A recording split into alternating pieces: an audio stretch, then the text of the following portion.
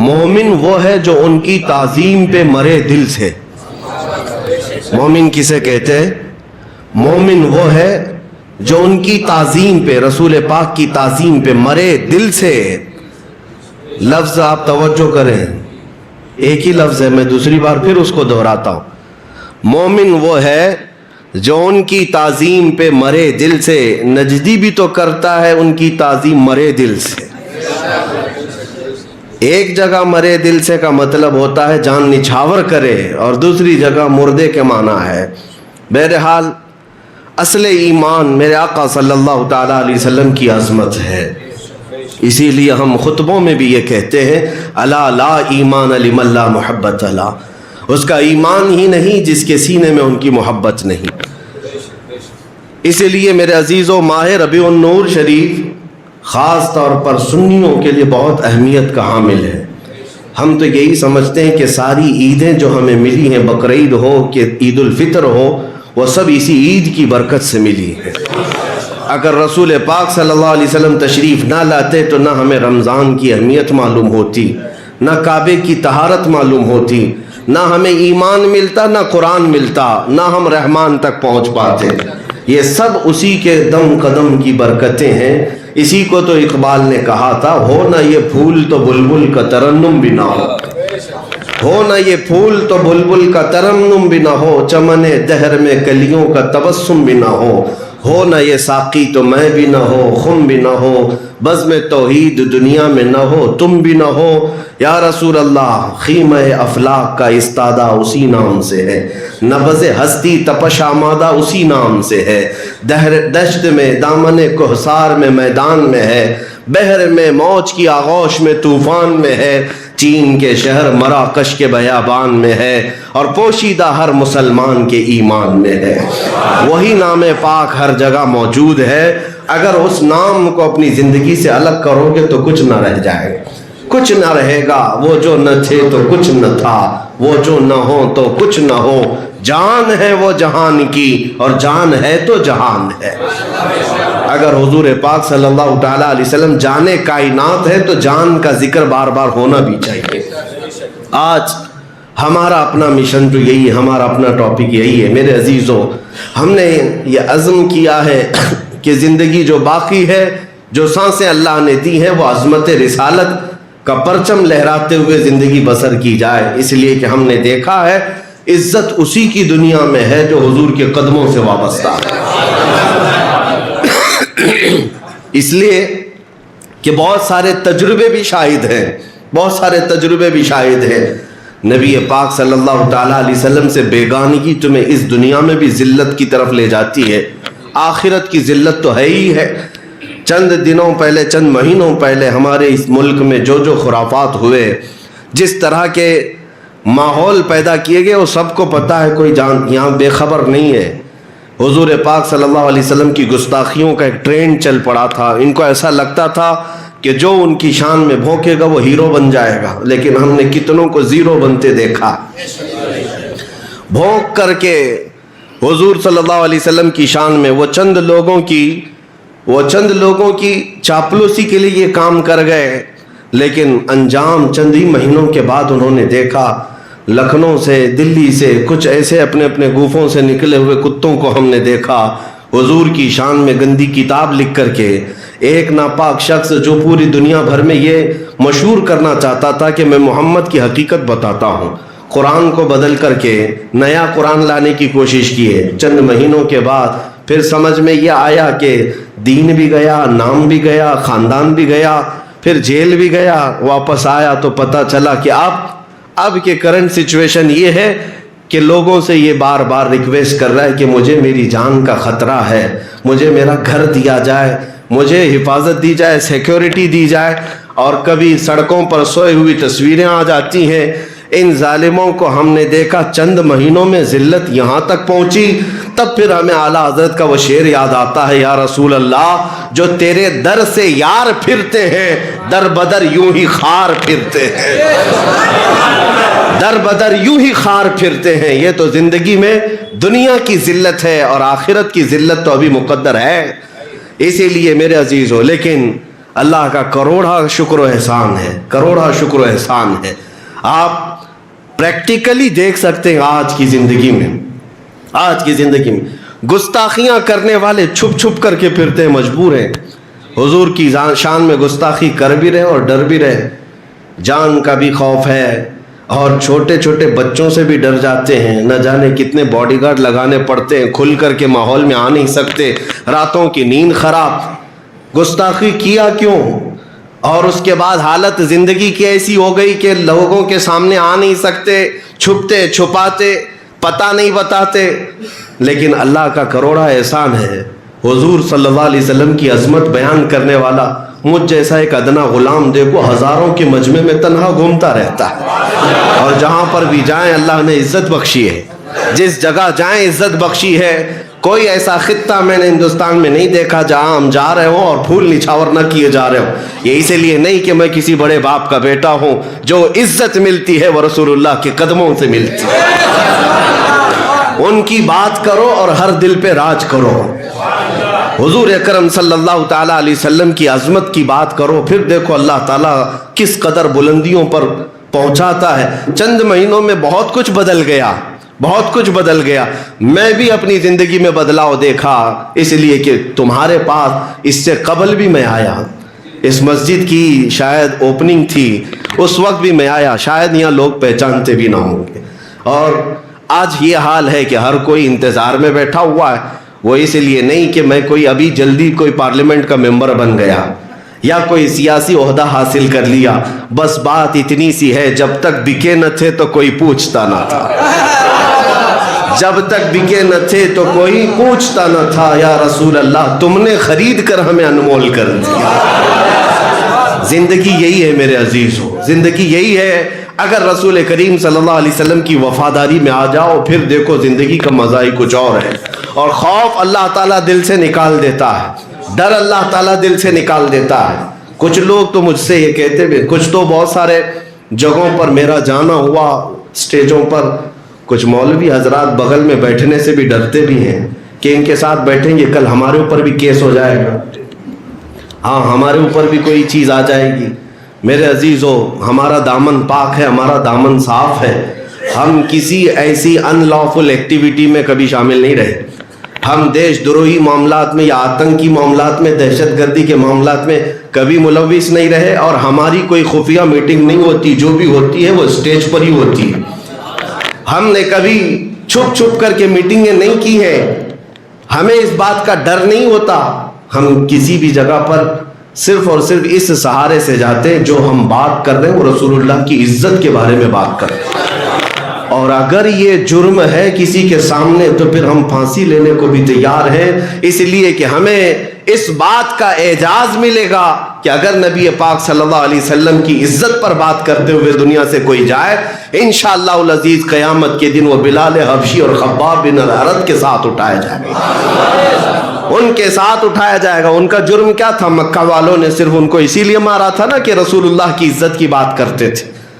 بہرحال میرے عزیزو، آج بہت سارے حالات ایسے ہیں، لوگوں کو اس طرح ڈرایا اور سہمایا گیا ہے، کچھ لوگ اس بات کے خوف میں ہیں کہ ان کے آگے پیچھے ان کی تقریریں سنو گے تو پتہ نہیں تمہارے ساتھ بھی کیا کیا معاملات ہو جائیں گے۔ اللہ گواہ ہے، اللہ شاہد ہے، میں اپنی قوم کو کبھی لڑائی کی طرف نہیں لے جانا چاہتا، نہ ہی کبھی حضور پاک صلی اللہ علیہ وسلم کی امت کو کسی آگ میں جھونکنے کی بات کرتا ہوں۔ آگ میں جانے کی بات آئے تو میں تنہا اعلان کرتا ہوں، پوری امت کے لیے نہیں کہ ہر نوجوان آ جائے مقابلہ کرے، میں نے کبھی یہ اعلان نہیں کیا۔ میں چاہتا ہوں امن رہے، سکون رہے، لیکن اس کا مطلب یہ نہیں ہے میرے عزیزوں کہ بزدل بن کر کے گھروں میں بیٹھا رہے ہیں۔ ہم یہ بھی زندگی نہیں چاہتے، بلکہ ہم رسول اللہ صلی اللہ علیہ وسلم کی امت کو اس حال میں دیکھنا چاہتے ہیں کہ اللہ تعالیٰ نے تمہیں اس زمین پر خیر امت بنا کر بھیجا ہے، خیر امت بنا کر بھیجا ہے، سب سے بہترین امت ہو تم، اور سب سے بہترین امت کا کردار ادا کرو۔ اور حضور اکرم صلی اللہ علیہ وسلم کی غلامی میں آنا یا اسلام میں آنا کوئی جرم ہے جو تم ٹوپی چھپا کر، داڑھی چھپا کر یا اپنی گردن جھکا کر چلو گے؟ نہیں، اسلام میں آنا یہ سب سے بڑے فخر کی بات ہے، سب سے بڑے فخر کی بات ہے، اس لیے کہ اللہ نے میری پیشانی کو ایرے غیرے کے سامنے جھکنے سے بچایا. ہماری پیشانی جھکتی ہے تو صرف اس کی بارگاہ میں جس نے خود ہمیں پیدا کیا. ہم اس کی بارگاہ میں پیشانی جھکاتے. کیا یہ تمہارے لیے اعزاز نہیں؟ کیا یہ تمہارے لیے عزت کی بات نہیں؟ اللہ نے سارے ناپاکیوں سے تمہیں پاک کر کے یہ دین دیا ہے. یہ مذہب اسلام تمہیں اللہ تعالیٰ نے کس قدر انعام میں دیا. تمہارے پاس کوئی بھی ناپاک چیز نہیں. تمہیں کہا بھی گیا کہ پاک چیزیں کھاؤ, پاک چیزیں پیو, کلوا من طیبات ما رزقناکم. تمہارے لیے ذرا برابر بھی ناپاک چیز اللہ نے حلال نہیں رکھی. حتیٰ کہ چوری ڈکیتی تو دور کی بات ہے, جس چیز سے ہلکا نشہ آئے وہ بھی تمہارے لیے حرام کر دیا گیا. کیوں؟ تم پاکیزہ قوم ہو. اللہ تعالیٰ کی طرف سے حضور اکرم صلی اللہ علیہ وسلم کی امت کے لیے چنے ہوئے ہو. تمہارے جسموں کو پاک رکھا گیا. آپ دوسری جگہ پر جا کر کے دیکھ لیں, طہارت کے مسائل اتنے کسی بھی جگہ پر نہیں ملیں گے جتنے آپ کو مذہب اسلام میں ملیں. طہارت کے مسائل, ارے کوئی چیز چھوٹی سی پیشاب کا قطرہ لگ جائے تو کیا کریں, پکانا لگ جائے تو کیا کریں. فقہ کی کتابیں اٹھا کر کے دیکھیں آپ, ہر جانور کے متعلق اس میں مسائل لکھے ہوئے ہیں. کبوتر کی بیٹ لگ جائے, چڑیا کی بیٹ لگ جائے, چوہے کی بیٹ لگ جائے, یا کسی جانور کا, بڑے حرام جانور کا پکانا یا اس کا تھوک لگ جائے, ہر ایک کے لیے مسائل کیا کیا ہیں. پوری کتابیں لکھی ہوئی ہیں اس پر, پوری کتابیں ہیں. تمہارے آستین پر لگ جائے, تمہارے جبے پر لگ جائے تو پاک کیا ہے. عزیزان گرامی, آپ اندازہ کرو کہ تمہیں اللہ تعالیٰ پورا کتنا پاک رکھنا چاہتا ہے. ان اللہ یحب التوابین ویحب المتطہرین. قرآن میں اللہ فرماتا ہے وہ پاک لوگوں کو پسند فرماتا ہے. تم پاکیزہ قوم ہو. اور اتنا ہی نہیں, تمہارے کپڑوں کو بھی پاک. آج تک مجھے بتاؤ ان مسجدوں کو ہم کس قدر ستھرا رکھتے ہیں, جتنا اپنے گھروں کو بھی نہیں رکھتے. کیوں؟ یہاں ہماری پیشانیاں جھکتی ہیں. حتیٰ کہ اگر مسجد میں بیٹھا ہوا کوئی بندہ اپنی آنکھ کا کیچڑ یا ناک کا کیچڑ نکال کر مسجد میں ڈالے تو اس کو بھی حرام قرار دیا گیا. فرمایا گیا کہ مسجد کو اتنی ہی تکلیف ہوتی ہے جتنا تمہاری آنکھوں میں جانے سے کچرا جانے سے تکلیف ہوتی. مسجد کو تکلیف ہوتی ہے کوئی کچرا بھی ہلکا سا ڈالتے ہو. یہ زمینیں اللہ نے تمہارے پاک رکھا, یہ زمینوں کو اللہ نے تمہارے لیے پاک رکھا. تمہارا لباس پاک, تمہارا رزق پاک. یہاں تک کہ تمہیں زندگی گزارنے کے لیے یہ نہیں کہا گیا جس کو بھی دیکھو جنگل کی طرح جاؤ, عورتیں پکڑو اور اپنی عیش کرو. نہیں, وہ بھی ایک حلال راستہ دیا گیا. جو تمہیں پسند آئے اس کے ساتھ نکاح کرو اور زندگی گزارو, اولاد ہو.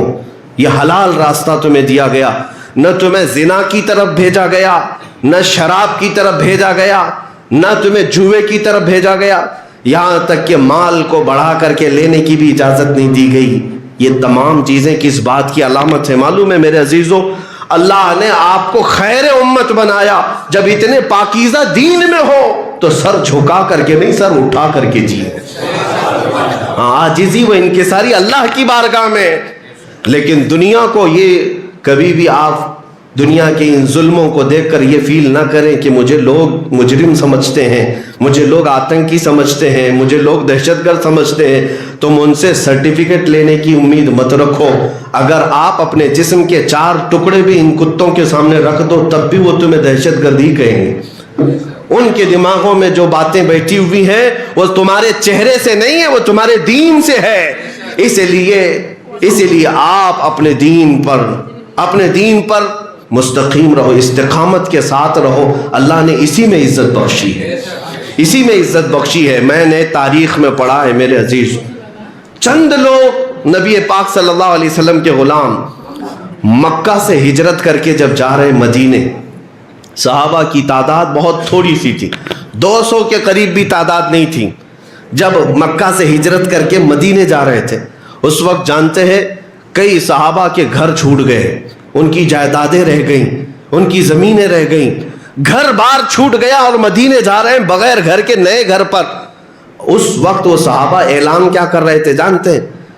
توکل تو دیکھیں, یقین تو دیکھیں. ان کا تھے 200 کی تعداد میں اور کھانے پینے کے مسئلے تھے, ایک کھجور ملتی تو دن بھر گزارا کر لیتے. لیکن اعلان کیا کر رہے تھے اس وقت؟ ہجرت کرتے وقت وہ یہ کہتے ہوئے جا رہے تھے, اس دور کی سب سے بڑی 2 طاقتیں تھیں, ایک پرشین ایمپائر اور ایک رومن ایمپائر, جس کو کیسر و کسرا کہتے ہیں. سپر پاور طاقتیں اس زمانے کی, جیسے آج امریکہ اور رشیا ہو، اس زمانے کی یہ دو طاقتیں تھی، پرشین امپائر جس کو کسرا کہتے تھے، رومن امپائر اس کو قیصر کہتے تھے۔ یہ میرے آقا صلی اللہ علیہ وسلم کے غلام صحابہ مدینے ہجرت کرتے وقت یہ کہتے ہوئے جا رہے تھے کہ ایک دن آئے گا ہم قیصر اور کسرا کو بھی فتح کریں گے۔ کون سا یقین تھا ان کے پاس؟ کون سا توکل تھا؟ اتنے بڑے منصوبے کہاں تھے؟ مکہ والے ٹھٹا مار کر ہنس رہے تھے، ان کو دیکھو مکہ میں اپنا گھر نہیں بچا پائے اور قیصر و کسرا کی بات کر رہے ہیں، بڑے بڑی سلطنتوں کو ہلانے کی بات کر رہے ہیں۔ ظاہر سی بات ہے دوسرے مکہ والے مذاق اڑا رہے تھے میرے آقا کے غلاموں کا۔ ہجرت کے 8 سال گزر گئے، 10 سال گزر گئے، مکہ تو فتح ہوا ہی، حضرت عمر کا زمانہ کیا آیا، پرشین امپائر بھی ٹوٹ کر ختم ہوا، رومن امپائر بھی ختم ہو گیا، اور ان کو فتح کرنے والی کوئی بہت بڑی فوجیں نہیں تھی، پیوند لگے کپڑے پہننے والے میرے آقا کے غلام ہی تھے۔ کیوں؟ انہوں نے عزت جو ہے دنیا کی طاقتوں میں نہیں ڈھونڈی، میرے آقا کی غلامی میں عزت ڈھونڈی۔ ایک صحابی حضرت نعمان حضور اکرم صلی اللہ علیہ وسلم کے ایمبیسیڈر بن کر کے وہ ایک بادشاہ کے پاس گئے تھے۔ بادشاہ کو پتا چلا کہ محمد صلی اللہ علیہ وسلم کی طاقت اب بڑھتی جا رہی ہے، انہوں نے اپنا ایک قاصد بھیجا ہے، ان کا ایک ترجمان ایمبیسیڈر آیا ہے، سفیر آیا ہے۔ تو ان کی عزت میں، اس صحابی کی عزت میں اس بادشاہ نے ریشم کا کارپیٹ بچھایا، ریشم کا کارپیٹ، اور ایک سونے کی کلائی کی ہوئی کرسی لگائی کہ ہم بہت عزت دیں گے ان کو، عرب سے جو قاصد آ رہا ہے، جو سفیر آ رہا ہے۔ جب حضرت نعمان وہ صحابی آئے، ان کے ہاتھ میں تلوار تھی، سادے کپڑے پہنے ہوئے آئے، اور بادشاہ کے محل میں جیسی آئے دیکھا کارپیٹ بچھا ہوا ہے اور قالین ہے وہ ریشم کا۔ پوچھا یہ کیا ہے؟ کہا ریشم کا قالین آپ کے اعزاز میں۔ انہوں نے تلوار سے اس کو پھاڑ دیا اور کہا میں اس پر نہیں چل سکتا، میں زمین پر چلوں گا۔ اور اس کے بعد چلتے ہوئے آئے، کرسی سونے کی کلائی کی ہوئی رکھی ہوئی تھی، تو اس کو دیکھا، دیکھتے ہی اس کو ٹھوکر مار کر الگ کر دیا، کہا میں لکڑی کی کرسی پر ہی بیٹھوں گا۔ بادشاہ نے کہا میں عجب انداز دیکھ رہا ہوں، ہمارے پاس بہت ساری سلطنتوں کے سفیر آئے، ہم نے ان کو اتنی عزت نہیں دی جتنا محمد کے سفیر کو عزت دی ہے۔ آپ کے لیے ہم نے ریشم کا کارپیٹ بنایا، وہ اپنے تلوار سے پھاڑ دیا، اور سونے کی کلائی کی ہوئی کرسی کو آپ نے ٹھوکر مار دیا۔ یہ آپ کا ایٹیٹیوڈ ہے، آپ کا غرور ہے؟ اس صحابی نے کہا نہ، مجھے غرور نہیں، نہ ہی تکبر، نہ ہی ایٹیٹیوڈ، بلکہ میں اس ریشم کے کارپیٹ پر اس لیے قدم نہیں رکھا کہ میرے آقا صلی اللہ علیہ وسلم نے اس کو حرام قرار دیا۔ مردوں کے لیے ریشم حرام ہے، اور سونے کی کرسی پر اس لیے نہیں بیٹھا کہ یہ تکبر کی علامت ہے۔ میرے مصطفیٰ صلی اللہ علیہ وسلم زمین پر اور ہلکی چیزوں پر تشریف فرما ہوتے، اور مردوں کے لیے انہوں نے سونے کا استعمال حرام فرمایا ہے۔ میں اپنے نبی کا غلام ہوں، جس جگہ بھی رہوں گا انہی کی ڈیوٹی پر رہوں گا۔ یہ عزت دیکھی بادشاہ کے محل میں۔ جانتے ہیں میرے عزیزو، آپ کے اس اپنے دین پر جمے ہوئے ہونے کی وجہ سے وقت کا بادشاہ بھی دائرہ اسلام میں داخل ہوا۔ آپ اگر اس بات کو محسوس کریں کہ عزت میرے آقا کی غلامی میں ہے، اگر ہم مکمل طور پر رسول اللہ صلی اللہ علیہ وسلم کے اخلاق کریمانہ اور ان کے کردار کو اچھی طرح سے لوگوں میں پہنچائیں تو تمہاری عزت میں کوئی کمی نہیں آئے گی، کوئی کمی نہیں آئے گی۔ میں اپنی زندگی میں بھی دیکھتا ہوں، ابھی آپ کے سامنے اتر کر کے آیا اسی لباس کے ساتھ، ہاں یہ اور بات ہے کہ تھوڑا چینج ہوگا، میں اپنے امام میں اپنے جبے کے ساتھ۔ لوگوں کو ایسا لگتا ہوگا کہ پوری فلائٹ میں 100 سے لوگ ہوتے ہیں، میں ایک عجوبہ کہاں چلا جاؤں۔ نہیں، ہمیں تو اس بات کا لطف ملتا ہے کہ کم سے کم لوگ دیکھیں گے تو یہ محسوس کریں گے کہ محمد عربی کا غلام بیٹھا ہوا ہے۔ چھپنے کی بات نہیں، حضور پاک صلی اللہ علیہ وسلم کے اخلاق پر بلکہ رشک کرنے کی بات ہے، اعزاز، کیونکہ ہمیں اسی نسبت پر تو فخر ہے۔ میں تو یہی کہتا ہوں، اعلان بھی کرتا ہوں کہ لوگ مجھے میرے باپ کے نام سے نہ پہچانے، حضور کی غلامی سے پہچانے۔ اپنا مقام اتنا بناؤ کہ آپ کا انٹروڈکشن جب ہو، آپ کا تعارف جب ہو تو حضور پاک کی غلامی سے کیا جائے، نبی پاک صلی اللہ علیہ وسلم کی غلامی سے کیا جائے۔ ابھی آپ کے سامنے خطیب و امام مجھے بلا رہے تھے یہی کہہ کر کے ناموس رسالت کی حفاظت کی خاطر، باقی اور بھی بہت کچھ ہوگا، मैं कहीं का पढ़ा हुआ हाफिज भी होऊंगा, कहीं का पढ़ा हुआ आलिम भी होऊंगा, कहीं का पढ़ा हुआ मुफ्ती भी होऊंगा, वो सारी चीज़ें अपनी जगह पर है, लेकिन अगर हमारे एजाज में हुजूर की गुलामी आती है तो ये ज़िंदगी की मेराज है। अजीज़ान गिरामी, ज़िंदगी इतनी गुजारो कि हुजूर पाक सल्लल्लाहु अलैहि वसल्लम की निस्बत से तुम्हें दुनिया पुकारने लग जाए, और वो दिन तुम्हारी कामयाबी का दौर है, वो दिन तुम्हारी कामयाबी का दौर है। अल्लाह के नबी सल्लल्लाहु ताला अलैहि वसल्लम के सहाबा ने हमें ये साबित करके दिखाया। हज़रत साद इब्न अबी वक्कास रज़ियल्लाहु ताला अशरा मुबशरा में से हैं। ये इराक में गए थे और वहाँ से इन्हें ईरान जाना था। जंगों के हालात थे, दरिया दजला बीच में आता है और दरिया दजला को उबूर करके ईरान की ज़मीन पर आना है। ईरान की फ़ौज ने जब देखा साद इब्न अबी वक्कास अपने फौजियों के साथ इधर आ रहे हैं, तो दजला दरिया के ऊपर जितने ब्रिज थे सब तोड़ दिए उन्होंने कि कहीं ये मुसलमान इधर ना आ जाए। सब ब्रिज और पुल तोड़ दिए। हजरत साद इब्न अबी वक्कास का हौसला नहीं तोड़ सके, वो खड़े हुए और अपने सहाबा 300 सहाबा उनके साथ थे। सारे लोगों ने पूछा कि साद इब्न अबी वक्कास से क्या करना है? हजरत साद ने कहा जाना है उधर। कहा दरिया है, इतना गहरा है दरिया दजला, आज भी मौजूद है, क्या आपको अंदर जाते जाते 10 मिनट लग जाए? गहराई और चौड़ाई भी काफ़ी है। हज़रत साद इब्न अबी वक्कास से सहाबा ने पूछा कैसे जाएंगे? कहा कि सब अपने अपने घोड़े ले लो और दरिया पे ही डाल दो, और जब दरिया के पानी में तुम्हारे घोड़े चलने लगे तो ये ऐलान करते हुए चले जाओ, मैं रसूल अरबी सल्लल्लाहु अलैहि वसल्लम का गुलाम, मोहम्मद अरबी का गुलाम हूँ, अगर बचाना हो तो मौला बचा देगा, हमारे लिए रास्ते कुशादा कर देगा। उनका अज़्म था, यकीन था, तवक्कुल था। तारीख़ तबरी आज भी मौजूद है, उठाकर देख लेना।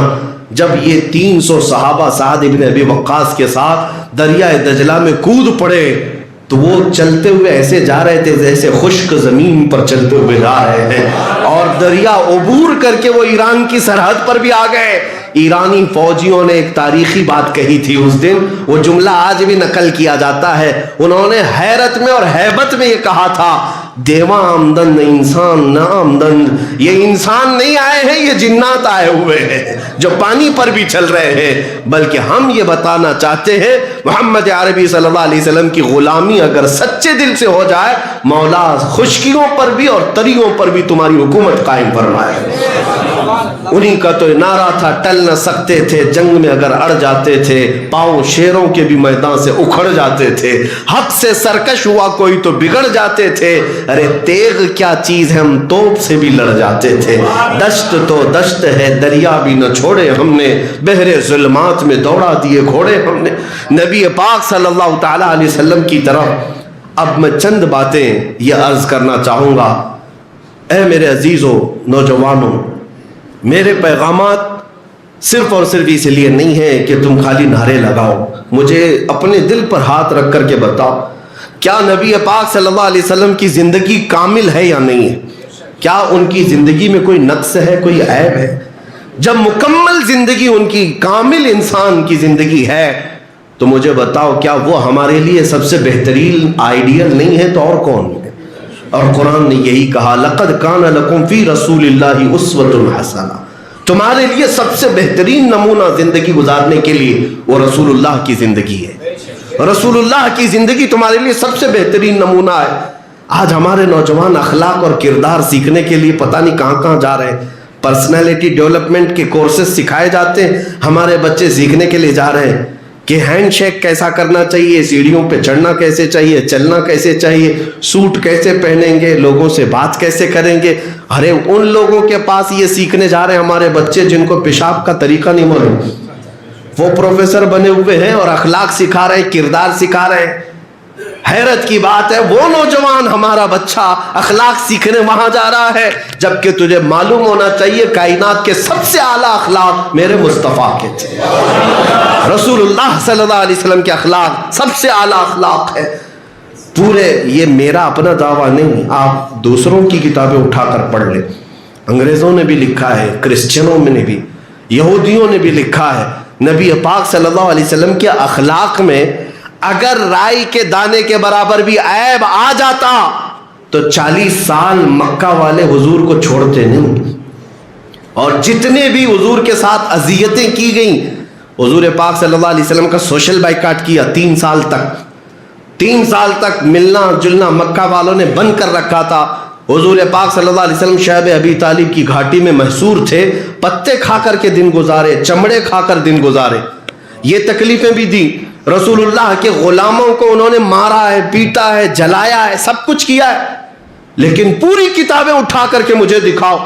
رسول اللہ صلی اللہ علیہ وسلم اور ان کے غلاموں کے ساتھ اتنی بربریت کرنے والے مکہ والوں نے کبھی میرے آقا کی زندگی پر ایک بھی اخلاق کے خلاف اعتراض کیا ہو یا سوال کیا ہو؟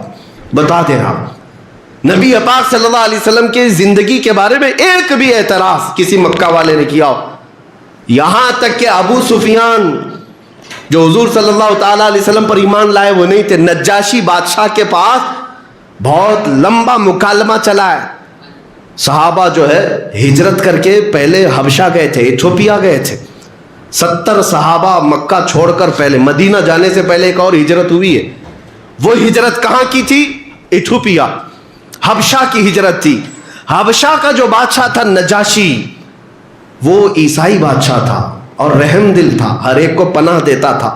صحابہ وہاں گئے. اب جب وہاں گئے تو مکہ والوں کو پتا چلا کہ رسول اللہ کے صحابہ مکہ چھوڑ کر کے نجاشی کے یہاں گئے ہیں, تو یہاں سے ابو سفیان اور 2 لوگ پیچھا کرتے ہوئے وہاں بھی پہنچ گئے. اور بادشاہ سے ان کے اچھے تعلقات تھے, بڑے پیسے والے تھے ابو سفیان. جا کر کے بادشاہ سے کہا ہم آپ سے پرسنل بات کرنا چاہتے ہیں.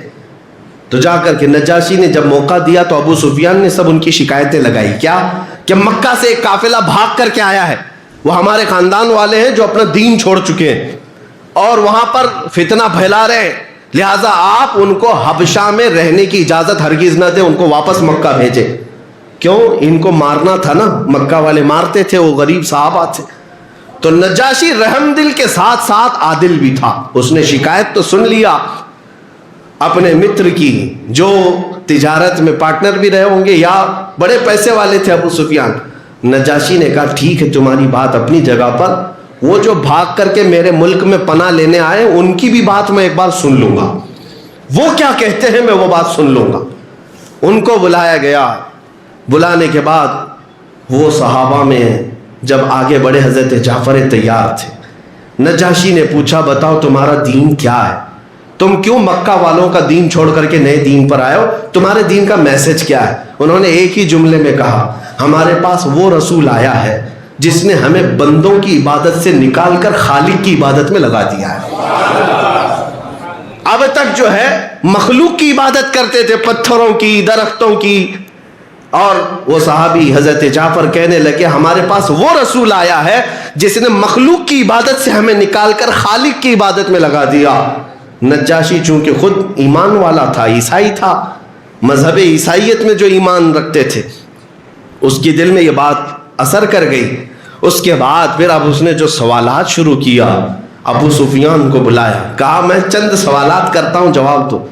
ابو سفیان سے پوچھا بتاؤ وہ جن کے بارے میں تم شکایت لے کر کے آئے ہو کیا وہ کبھی جھوٹ بولتے تھے یا انہوں نے کوئی جھوٹی باتیں کہی ہیں؟ ابو سفیان کہتے ہیں کہ میرے دل میں تھا کہ چاہوں تو یہاں حبشہ میں ہوں کچھ کہہ دوں, لیکن دل گوارا نہیں کیا کیونکہ عرب والے میرے بارے میں کیا سوچیں گے.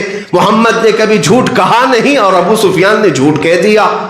اس لیے نجاشی کے بارے وہاں پر دربار میں سچ سچ کہا کہ نہیں آج تک کبھی ہم نے محمد سے جھوٹ سنا ہی نہیں.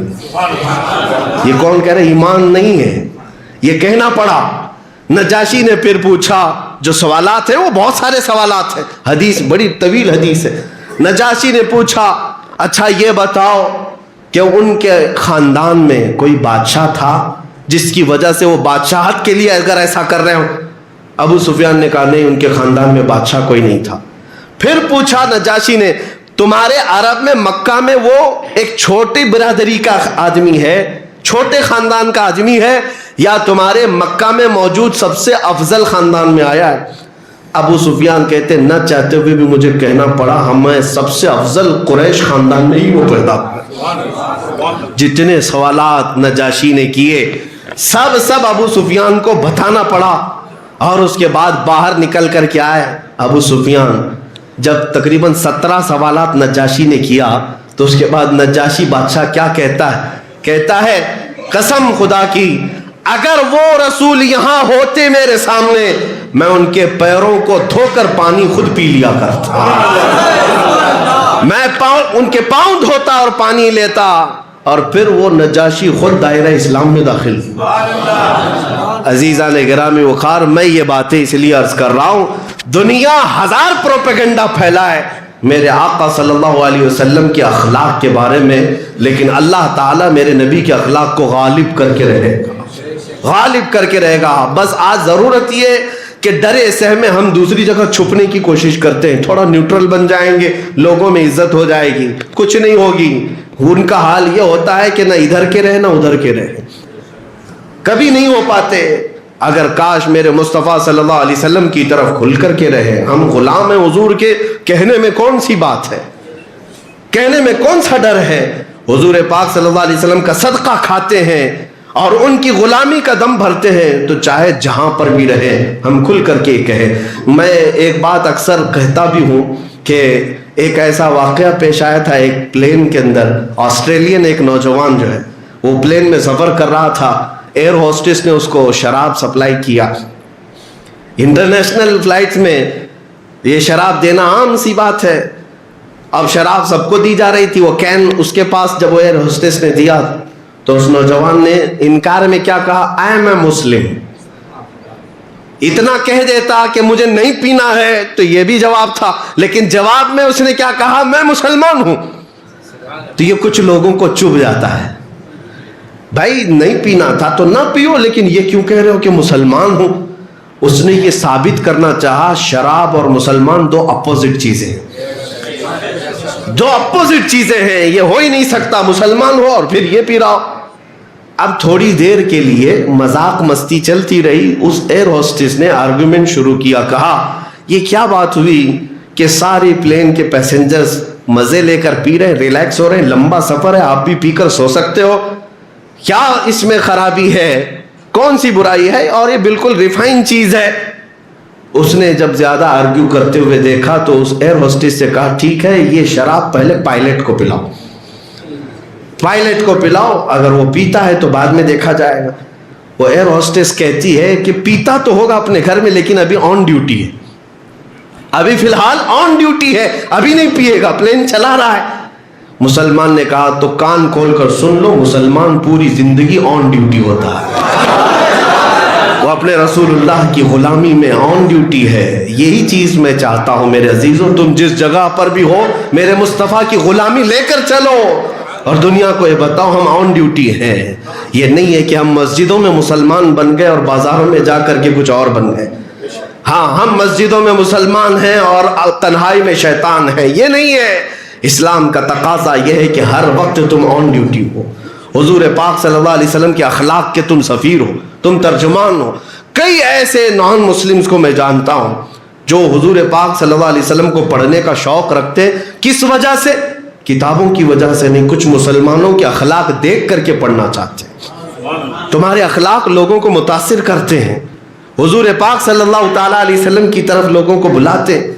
مجھے ایک بات یاد آتی ہے، آج سے 7-8 سال پہلے ایک نان مسلم ڈاکٹر ہے، انہوں نے مجھ سے کچھ ڈسکشن کے وقت ایک بات پوچھی تھی، تو میں حضور پاک صلی اللہ علیہ وسلم کے اخلاق اور ان کی نرم دلی کے بارے میں، عورتوں کے بارے میں بات چل رہی تھی۔ آج بہت سارے وہ لوگ ڈیبیٹ پر بیٹھتے ہیں جو نرے جاہل ہوتے ہیں، اسلام کی اور حضور کی اخلاق کی کچھ نہیں معلوم، لیکن وہ ڈیبیٹ کرنے بیٹھے رہتے ہیں، ادھر بھی ادھر بھی، سب یہ ٹٹو ہیں جو مرغے لڑاتے رہتے ہیں۔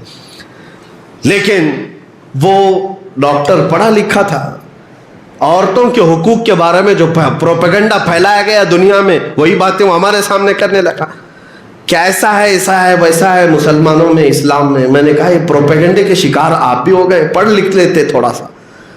کہا ایک حدیث میں تمہیں بتا دیتا ہوں، ٹائم کم تھا۔ رسول اللہ صلی اللہ علیہ وسلم ایک جگہ سے گزر رہے تھے، صحابہ ساتھ میں تھے، رات کا وقت تھا، ایک گھر پر روشنی پڑ رہی تھی، ایک گھر پر خاص روشنی پڑ رہی تھی۔ صحابہ رک گئے اور پوچھا یا رسول اللہ صلی اللہ علیہ وسلم یہ ایک ہی گھر پر آج رات اتنی روشنی کیوں ہے؟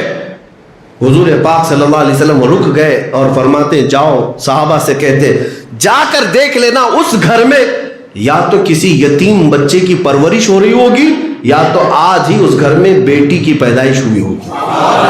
یہ رحمت کی جو نور کی برسات اس گھر پر ہے، ان دو میں سے کوئی ایک چیز ہوگی۔ صحابہ کہتے ہم گئے اس گھر کو یعنی کھٹکھٹائے، معلوم کیا تمہارے گھر میں آج کچھ نئی بات ہوئی ہے۔ گھر والے خوشی کا اظہار کرتے ہوئے کہتے ہمارے گھر میں آج بیٹی پیدا ہوئی۔ میں نے یہ حدیث اس کو بتایا تھا کہ وہ رسول ہیں جنہوں نے آسمان سے اترنے والی رحمتیں بھی بیٹیوں کے لیے مختص فرمائی ہیں، تم ان عورتوں کے حقوق کی بات کرتے ہو۔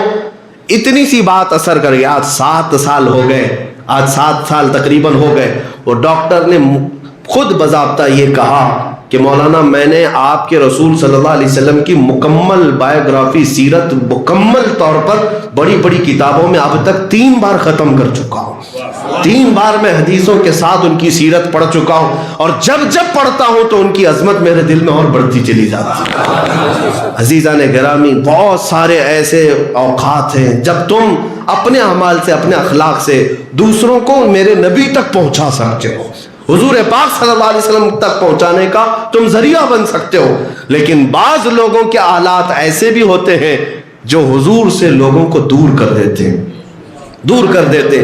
تمہاری ذمہ داری اتنی ہونی چاہیے، آج راستے پر چلو تو اتنا سوچ کر چلو کہ میرے غلط قدم سے کوئی مجھے تانا نہیں دے گا۔ اگر میرے نبی تک انگلی اٹھا دیا تو کتنی بری بات ہے، کتنی بری بات ہے۔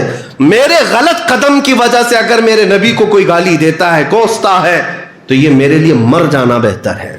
میرا اس طرح کا عمل، میرا مر جانا بہتر ہے اس سے زیادہ کہ اگر کوئی حضور تک انگلی اٹھایا۔ یہ صحابہ کا شوق یہی تھا کہ وہ اپنی زندگی کو جس قدر ریسپانسبل گزارا کرتے تھے، ذمہ داری کے ساتھ، ہر وقت ان کے ذہن میں یہ بات ہوتی تھی کہ ہم رسول کے غلام ہیں، کوئی حضور تک انگلی نہ اٹھائے۔ ایک واقعہ ایسا پیش آیا تھا حضرت عمر کے زمانے میں، ایک قرض خواہ، ایک آدمی قرضے میں ڈوبا ہوا تھا، اور اس پر ایک صحابی نے قرضے کا مقدمہ حضرت عمر کے پاس کر دیا، سیدنا عمر ابن خطاب کے پاس، کہ یہ آدمی میرا مقروض ہے، دیتا نہیں۔ حضرت عمر نے اس کو بلایا، اس نے کہا غریب بہت ہوں، پیسے کچھ بھی نہیں ہیں۔ حضرت عمر نے کہا نہیں، بہت دن ہو گئے، اب تجھے ٹائم دیا جاتا ہے، اب یہیں پر تجھے قید کر دیں گے۔ اس آدمی نے کہا، اجنبی تھا، مدینے میں اجنبی تھا، کہا کہ امیر المومنین 2 دن کا ٹائم دے، میں یہ صحابی کا قرضہ کہیں سے لا کر چکا دوں۔ کہا ابھی تو پکڑا گیا ہے اور تو یہاں سے جائے گا، تیری ضمانت کون لے گا؟ کوئی ہے جو تمہاری یہاں پر ضمانت لے؟ ایک اجنبی آدمی کی ضمانت کون لے گا؟ کوئی نہیں۔ پورے مجمع میں دیکھا، اس نے کہا مجھے تو یہاں کوئی پہچانتا نہیں ہے، بس ان کے ساتھ میرے تجارتی معاملات تھے، میں دور گاؤں میں رہتا ہوں۔ حضرت عمر جب یہ بات دیکھ رہے تھے عدالت میں، حضرت ابو درداء ایک صحابی ہیں، کھڑے ہوتے ہیں، کہتے ہیں امیر المومنین میں اس کی ضمانت لیتا ہوں۔ حضرت عمر نے کہا اگر وہ نہ آیا 2 دن کے بعد تو جیل میں تم رہو گے ابو درداء۔ کہا منظور ہے امیر المومنین۔ کہا ٹھیک ہے، چھوڑ دیا گیا۔ وہ گیا اپنے وطن اور غائب ہو گیا۔ 2 دن ہو گئے، دوسرے دن جب عدالت لگ رہی تھی، حضرت عمر نے ابو درداء کو بلایا کہ اب قید خانے میں تو تم جاؤ گے، ایک اجنبی کی ضمانت تم لیے تھے۔ لیکن جب وہ خوشی خوشی آ رہے تھے عدالت میں، اسی وقت دیکھا کہ وہ قرض خواہ مقروض آدمی بھاگتا ہوا عدالت میں پہنچ گیا۔ کہا میں اپنی قرض کی امانت لے آیا ہوں، میں انتظام کر لیا، اس صحابی کو بلائیں جن کا قرضہ تھا۔ وہ آئے، انہوں نے دیکھا کہ یہ بندہ لے کر کے آ گیا، واپس لے کر کے آ گیا ہے۔ اب یہاں پر معاملہ بالکل بدل گیا۔ عدالت میں جو ہے اس قرض خواہ کو اس صحابی نے معاف کر دیا کہ قرضہ میں معاف کرتا ہوں، مجھے تجھ سے قرضہ نہیں چاہیے، واپس لوٹانے کی حاجت نہیں، میں نے معاف کر دیا۔ تب حضرت عمر ابن خطاب رضی اللہ تعالیٰ عنہ نے اس بندے سے پوچھا کہ تو بھاگ کر جا چکا تھا، بچ سکتا تھا، تجھے مدینے والے پہچانتے نہیں تھے، کہیں جا کر چھپ جاتا، واپس کیوں آ گیا 2 دن کے بعد؟ وہ کہتا امیر المومنین سچ کہہ رہے ہیں آپ، بھاگ سکتا تھا، لیکن اگر بھاگ جاتا تو ڈر اس بات کا ستا رہا تھا کہ کہیں دنیا یہ نہ کہے محمد عربی کے غلام دھوکے باز ہوتے۔ میں رسول اللہ کا غلام، میں رسول اللہ کا غلام ہوں، کہیں کوئی یہ نہ کہہ دے کہ محمد صلی اللہ علیہ وسلم کے غلام دھوکے باز ہوتے ہیں، وعدہ خلافی کرتے ہیں۔ اس لیے اس ڈر کے ساتھ میں حاضر ہو ہی گیا۔ حضرت عمر فاروق رضی اللہ تعالیٰ عنہ نے حضرت ابو درداء سے پوچھا اجنبی آدمی تھا آپ نے اس کی ضمانت کیوں لے لی؟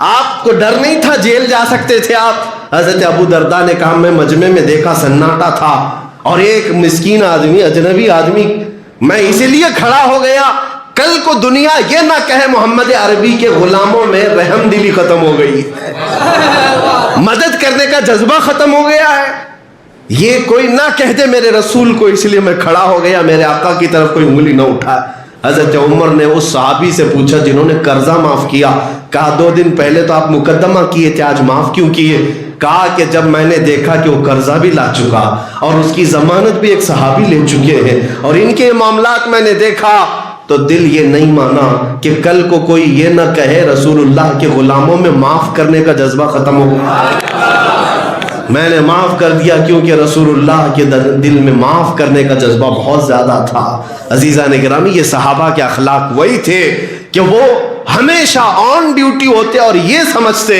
کہ ہمارے اخلاق رسول اللہ کی ترجمانی کرتے ہیں حضور کی ترجمانی کرتے ہیں بہت سارے لوگ تمہارے ذریعے سے میرے آقا تک پہنچتے ہیں افغانستان میں ایک ایسا واقعہ پیش آیا تھا نیٹو فوجوں کے درمیان چند سالوں پہلے کی بات یہ نہیں جب میں مصر میں تھا 2009 کی بات بتا رہا ہوں آج سے تقریباً 12 سال پہلے کی بات ہے ایک امریکن رپورٹر ہے لیڈی وہ پھنس گئی تھی 4 فوجیوں کے بیچ میں اس کی عصمت دری ہو رہی تھی اس کے کپڑے چھینے جا رہے 2 نوجوان مغرب کی نماز کے لیے جا رہے تھے وہ مسلمان تھے انہوں نے جیسے ہی دیکھا ان فوجیوں کو مار بھگایا وہ فوجی بھاگ گئے اور اس خاتون کو انہوں نے پکڑ لیا اور لے آئے یہ خاتون کہتی ہے میرے دماغ میں اس قدر پہلے سے بچپن سے بسا ہوا تھا پروپیگنڈا مسلمان اتنے دہشت گرد ہوتے ہیں اور وحشی ہوتے ہیں عورتوں کے پجاری ہوتے ہیں میں اور ڈرنے لگی وہ 4 فوجی تو اچھے تھے یہ 2 آتنکوادی میرے ساتھ پتہ نہیں کیا کریں گے مجھے بیچیں گے میرا بلاತ್ಕಾರ کریں گے کیا کیا کریں